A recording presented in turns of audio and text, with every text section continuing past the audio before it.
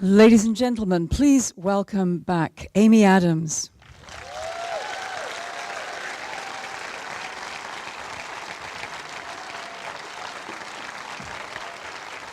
Have a seat. Oh, sorry, that's one.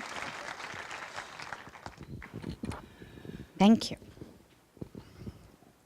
So I have to confess, when I saw this film, I just wanted to talk about it for hours. And so we've got several hours, I think. I'm good.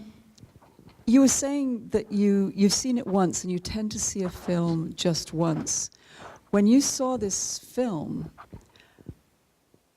how did it compare with what you first saw when you read it? How you imagined it in your mind? There were so many elements to take in, you know, and for me, having experienced the filming of it, it's always a different thing than watching the film. I wish I could. I wish I was a little less self-absorbed, because honestly, I just am like, oh, that lighting's weird. Like I end up being like, it's not what you want to like. Yeah. I'm very. I start evaluating and critiquing. Is that perfectionism? Yeah, I'm a bit of a perfectionist in that way, but I always think that it's an opportunity to grow. I've stopped thinking of my perfectionism as like a problem, and I always seek to grow. But the film, it's strange, when I watched the film, I actually started crying in the first 10 minutes, and I always feel so strange crying at my own performance, but it was that I was experiencing the film again in that first 10 minutes, and what it was to shoot the film, and what the film meant to me. It wasn't necessarily my performance or the situation. It just brought into sharp focus the amazing and emotional experience it was to make the film.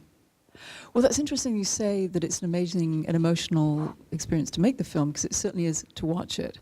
But I think one of the things that is so fascinating about it is that it's framed in the context of the mother-daughter relationship and grief, and that, you know, Yes. It's framed from the heart. Mm-hmm. So is that what got you when you first read the screenplay? It was. I mean, when I first read it, I experienced it, I imagine, in a very similar way that you guys did. I didn't know sort of what would unfold, and I immediately had to go back and read it again once we got to the ending and sort of look at it from that point of view. And it did change it, and it became a much trickier role after getting to the end and going back, which then it was very exciting to me. And in talking to Denis, then in speaking with Denis, the thing that got me was Denis and his sort of emotional intelligence and his willingness to make a film that has a sci-fi element and yet tell a mother's story, really. That's what he always kept saying is, I really want to tell. Denis is amazing, and when I do his accent poorly, it's not an insult to him. It's actually, I just love him so much. But he said, I really want to tell this mother's story, and he wanted to tell a mother's story, and that was so amazing to hear from a director getting ready to direct a sci-fi film. Yeah, you know? Absolutely. I mean, unique, probably. Completely unique. Yeah. And when we were there, I never felt sort of distracted by the elements or by, you know, people ask about the challenges of working with the screen, which ultimately was just a big sort of white screen with little puppets behind it. Describe what that was like. It looked exactly like what you see, but with no aliens. No aliens. No aliens, but it just a white, and these wonderful puppeteers, so shout out to them, who ran around all day holding these big long sticks with balls on the end. And so you basically Denis shouting, now you arrive. So I think that might be where they got the new title, is because Denis would be like, they arrive. So you are basically looking at a big screen, and do you have marks that you have to follow? And the puppeteers would move around and sort of like. So you were seeing that in real time, the puppeteers. Absolutely, yeah, okay. They're coming in, they're moving in and out for depth perception and left and right, and they spend a good amount of time figuring out sort of how to make that feel real. for us. Yeah. So then when you finally saw the film, how was it to see the aliens? I mean, because presumably you hadn't seen any, I mean, I hadn't. What had you seen of aliens before? We'd seen the conceptual drawings. Denis Okay. was really wonderful about sharing all of that with us. So I had an idea of what it would be. But it's always amazing to see what these artists create and sort of Right. what we can do now in this sort of digital world we live in. It's really remarkable. And I think they did an exceptional job at creating something we haven't, that felt familiar and yet we hadn't seen before. Right. Yeah.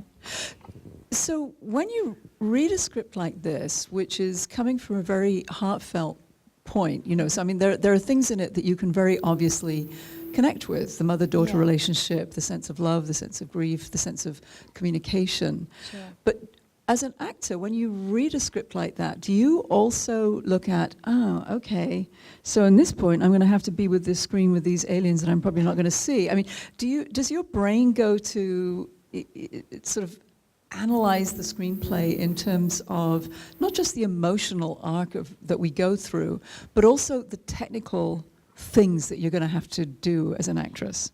It doesn't, actually. And it's Interesting. often been those moments where you're like on your like fourth week of night shoots in the rain and you're like, I should have read this differently. So I do now look at that because, but with this, I never thought about it. I don't know if it was my work on Superman kind of prepared me for this imagining. That was the first time that I'd worked on that scale, and that was very strange for me. But this felt, I guess it's because Denis, the way he presented it, it just felt like he wanted to make something that felt intimate, and he wanted it to feel voyeuristic at times, and so I never felt like I was trying, I didn't feel like that was a hurdle or an obstacle. It just felt like part of creating this world. But he wanted it to feel like a world that we live in. So it was really only developing a relationship with the aliens. And once we decided what that was, that just became a part of the story we were telling. Yeah. I mean, I think that one of the things that's really fascinating about it is that it does put you into a real world situation. So it's as though you are relating to what is happening in a very organic, real person kind of way, Yeah. as opposed to something that's just sort of, you know, dramatically overblown. Yeah, he didn't use a lot of sort of dramatic devices and in that way. And again, I talk about Denis a lot. But I really wish he was here, and he's working right now. So I feel like I speak for him a lot, and probably not as well as he could speak for himself. But he really just had such a strong personal relationship with the film, and again, really wanted it to feel real. He wanted it to feel that it was something that could happen today, that if this is how this would unfold. Right. And that was something he constantly reminded us in performance and in when we were filming, if things ever, you know, started to feel, he was like, no, it must feel like that is not real, I don't believe it, you know. So for him, that was very, very important, that it felt like it could all be happening in each moment. Yeah. Yeah. So, being a linguist in this film, talk about that a little bit. I mean, what did, you know, are you a word nerd? I mean, do you like language? I do like language. I like words. I'm not, I don't really have an aptitude for language. Really? No, yeah, actually. Are you sure? Well, it was a little daunting because I thought, oh, I'm playing a linguist. I've got to really come across like this or like that. And then I met a professor of linguistics who was this petite woman in her late 30s. And I was like, okay, this is good. This is a good start. But also she explained to me that understanding a language doesn't necessarily mean that you speak it fluently. And it kind of freed me, and I started looking at linguistics more from understanding how we communicate, not just being an interpreter or a translator. But you know, in this case, Louise does both. But it's so much more. There's a sociological aspect to it and an anthropological aspect to it, and all of that. Yeah. That I could really latch onto. So that was fun. That was really fun. Yeah. But there's a mathematical element to linguistics that, yeah. anything math. Trust me, people try to get me to explain the non-linear element of this, and I'm like, all I know about this is that I watched The Big Bang Theory. So I can say string theory, but I can't tell. I don't have any concept of what that is. So. Huh. So did this sort of up It's true. I know, it's horrible. did this up the ante for you a little bit in your sort of your science background or not? Yeah, I mean, what's wonderful is getting to have conversations with really remarkably intelligent people. I've had some wonderful conversations with people in all different fields, and the fact that that's opened that up to me has been really, really amazing. And to get to hear people who come from different backgrounds and different fields, people who are not just interested in film, but also interested in science and mathematics and language, and to get to hear their interpretation, that's so wonderful for me, to get to hear people's experience of, not just the film, but just outside of the film, how they use all of this in their life. And that has been really, really remarkable. Yeah. Yeah. And you have an amazing cast in this film as well. I mean, were you cast first and then Forrest and Jeremy came later, or how did that work? Yeah, when I met Denis, he had 2 films kind of getting ready to go, and it was Sicario and this. Right. And I was committed to something else, and so he said, "Great, I'll go do Sicario first, and then I'll come." So I was on this first. I got Right. on very early, about over a year before we started. Wow, that is early. Prepping. Yeah. So I knew that I wanted to do it, and we just waited to find the time. Yeah. Yeah. Did you have any sense of who was likely to be working on it with you, or? I didn't. No. Yeah. At the time when we spoke, I didn't, and then there started to be conversations and about who would play Ian. And Jeremy came up, and they know that I'd worked with him before, Right. and I jumped on board with that idea immediately, because Jeremy has this innate masculinity that sort of, I think this role could have easily fallen into sort of an archetype, Right. and he That's avoided sort of like that. left brain. Exactly, thing, yeah. and but he really has this this sensibility where you believe, you just so believe him, and Right. and it's also, I mean, he's a leading man in his own right, and Right. starred in many movies, and it's sometimes hard to get the guys to show up and be supporting, and he has been so wonderful, not only on set but in the support of this film. Yeah. Well, that's actually an interesting thing in this film in general, because it's so much driven by your character. So when you're working with Jeremy, Forrest Whitaker, they are supporting your character, really, and that's Well, kind of how I always unusual. see, it is unusual, but I always see it as they're not supporting my character, they're supporting the story. And that's Yeah. how I Well, look that- at yeah. supporting Good point. characters too. So that's why it never bothers me to be supporting, and why it Yeah. always surprises me when people don't want to be. Because it's about a connection to a story. And I think that's what Jeremy was connected to, is the story, and Right. Forrest and everybody who came on board. Yeah. They were connected, and they were interested in supporting the story and supporting Denis, who is really extraordinarily special and kind and charming and talented and emotionally intellectual in an amazing way. Yeah. Sounds like you might want to work with him again. I would love to work with Denis again. Okay. Yeah, I would. Do you think that'll happen?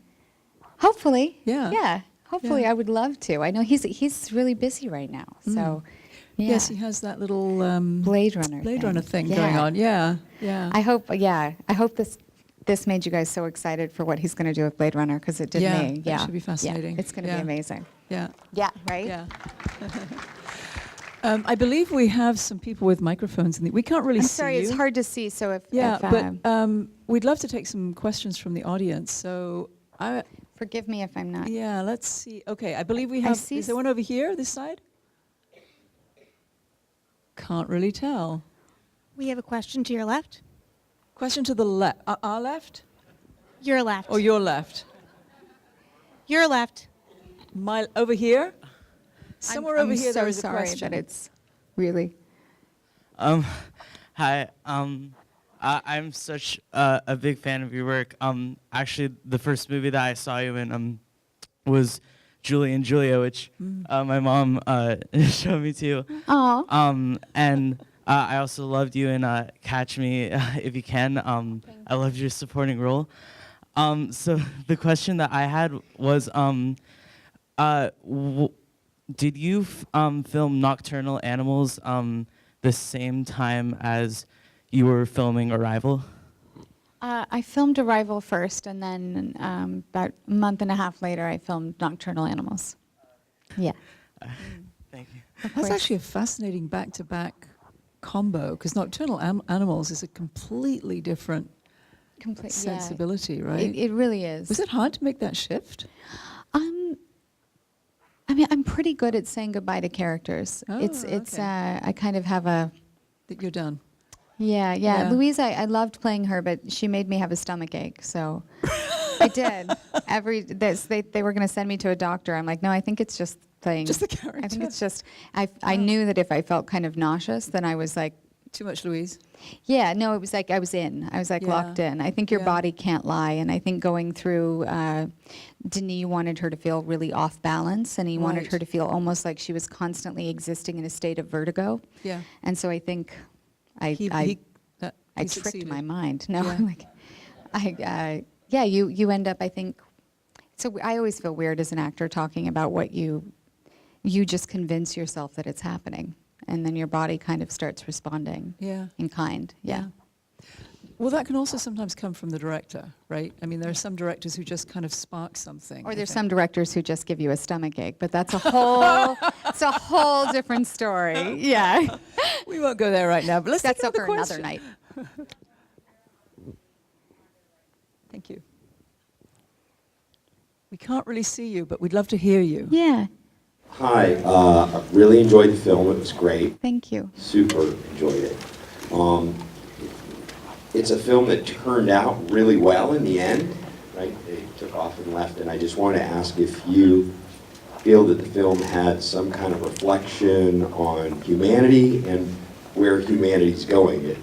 Many sci-fi films don't end up with the aliens leaving, and so it had a good ending. And I'm just wondering what you feel the reflection is with where humanity is and where it's going. Wow, that's like, does anybody have any tequila? Because we can really do this, right?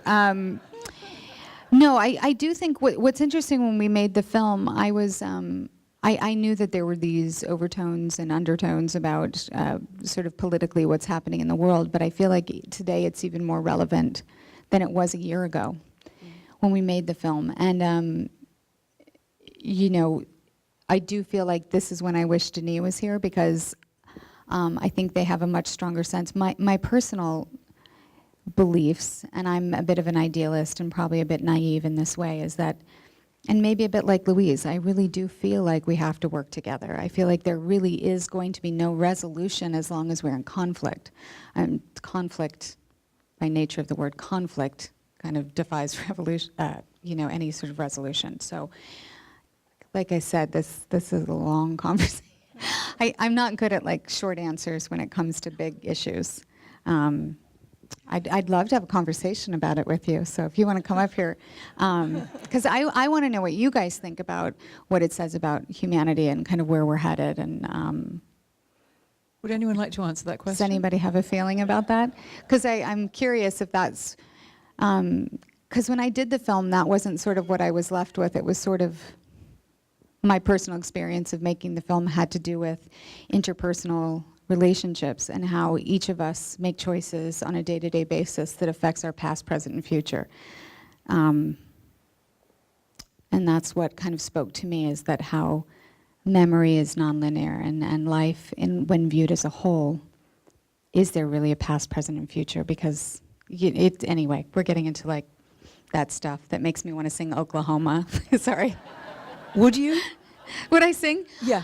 No. I took a big breath like it was going to happen, and then I chickened out. I have horrible stage fright, so yeah. Question Okay, let's on take your another left. question. Or another answer as Oh. well, right? Yeah. Over here, Gotcha. on your left. I see ya. So I read about the film that it has a relation to the 1950s movie, The Day the Earth Stood Still, which was at the beginning of the Cold War, was a definite message to humans to get it together or get annihilated. And so I kept having flashbacks to that, both versions. Oh, wow. And I found a very powerful political message in this movie about love, and don't assume someone you don't know is hostile to you. They may not be. Thank you. Thank you for sharing.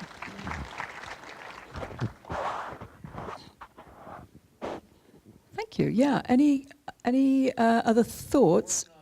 What are you working on next? I am going to do a limited series for HBO called Sharp Objects, based on a Gillian Flynn novel. Another really complicated and strong female protagonist. So that's going to be really fun. I'm doing that with Jean-Marc Vallée, who did Oh, great. some films I'm sure you guys have seen. Yeah, he's a wonderful director. Yeah. Yeah. Huh. So what made you want that? So is that like episodic, or is it, yeah. Have you done that before? I haven't, no. What In the was past, television yeah. and I have had a very dysfunctional relationship, so I'm Really? excited to sort of fix that. Give it a second chance? Yeah, yeah. Okay. Great. So, and what was it about this that jumped off the page at you? Without giving anything away. Without giving anything No, away, because it absolutely always not. is. I mean, if you've read the book, you know, but it deals with a lot of pain, and it deals with sort of familial history, and told through, again, a really interesting, complicated female protagonist, and Yeah. that's always sort of wonderful always to interesting, to yeah. delve into. Yeah, and the female dynamics within the script are really fascinating to me, and sort of Yeah. how the dynamics inside of a family Yeah. work. Yeah. Good. Other questions? Question on your left. On the left. Hi. When you were talking about the male supporting actor, it occurred to me that most of the actors in the film were men on the Army base. You really were the primary female, or maybe the only female, really. Was that an Assuming that intentional the two choice? aliens were actually male. And No, that I'm was kidding. another question, yeah. They were We Abbott and named them male, Costello, so yeah. no, I'm teasing. That's actually kind of interesting. It happens a lot on set, and it's always a joy when I get to be on set with. You know, we had a lot of really amazing female crew members. Our first AD is a female, so you know. But it does happen a lot that I only see other actresses sort of at film festivals, like Emma. I'd love to work with her, and I'm always like, hey, like from across the room, but. Yeah, it happens a lot, and I'm always really excited when I get to work with other females. But was your question more about it, you know, it was like one woman in a very male situation? Yeah. Okay. Was it in? Is it ever? I mean, I think that's what we're fighting for. Like, I don't know. I don't think it's intentional. I don't know. That's interesting. It was never Yeah. sort of intentional. Like, Well, it there's wasn't always- obvious to me that it was intentional. Yeah. It is interesting though, because I mean, she's obviously the story is driven by a very strong woman, and it's the fact that it's driven by a woman whose sensibilities up the ante in terms of the way that the aliens are communicated with. Absolutely, and You she's a know. woman who works from a very instinctual, intellectual place. And Yep, so both of that's those going to be, things, yeah. she's both Yeah. of those things. She's instinctual and she's intellectual. So Right. she's working from sort of a like her heart and her head at the same time. And Right. it's not necessarily a great combination with people who are Right. working as strategists. Right. You know, because she's not necessarily working from a strategic point of view. Right. Yeah. And indeed, she is in this base camp with a lot of men. She you know. is. So Yeah. there is that. Yeah. So she's doubly strong to have to sort of. Yeah, she's make a- she's a really strong and well-written character. So Yeah, I'm really yeah. fortunate to have gotten to embody that. Yeah. Other questions? Question on your left. On the left. Hi, Amy. Hi. Beautiful work. I just love watching the subtlety and vulnerability. My question is, what was it that you said to General Shang? Oh, the Mandarin. We're dying. Thus my. Anyway, it's a whole other story because I was like, 2 weeks is plenty. It's 4 lines of Mandarin. How long could it take? I was wrong. and humbled, very humbled by the beautiful complications of the Mandarin language. What I say, more or less, is that his wife came to me in a dream, and she told me that war doesn't make heroes, it only makes orphans and widows. And that was her dying words to him. So I told him what her dying words to him were. Yeah, which was that war doesn't create heroes, it only makes, I think the actual translation is widows and fatherless children. Thank you. Any other questions? One last question?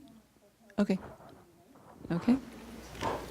Hi, Amy. Hi. Sort of a question, it's more of a comment and a hello from, I have actually had the pleasure of meeting Denis because he is working with my brother on Blade Runner right now. Oh, fantastic. Yeah, so I feel like you keep talking about Denis, so I felt like I needed to say hello and how much I just was so impressed by this movie and her performance. So this is more my observation than a question, but how interesting it was how this movie handled time from so many different perspectives, how sort of how it unfolded throughout the movie, that as you get towards the end of the film you realize finally that instead of flashing back she's been flashing forward, and how it's not linear, how they interpret time, and I just thought it was just very different how that was handled in the film. It was very unique, and I thought that was a really interesting aspect of the movie. Thank you. Yeah, you can go. I'm good. Since that was more of a statement than a question, let's just take one more question. If there is one out there. I have one question on your left. Last Yep. question. Thank you.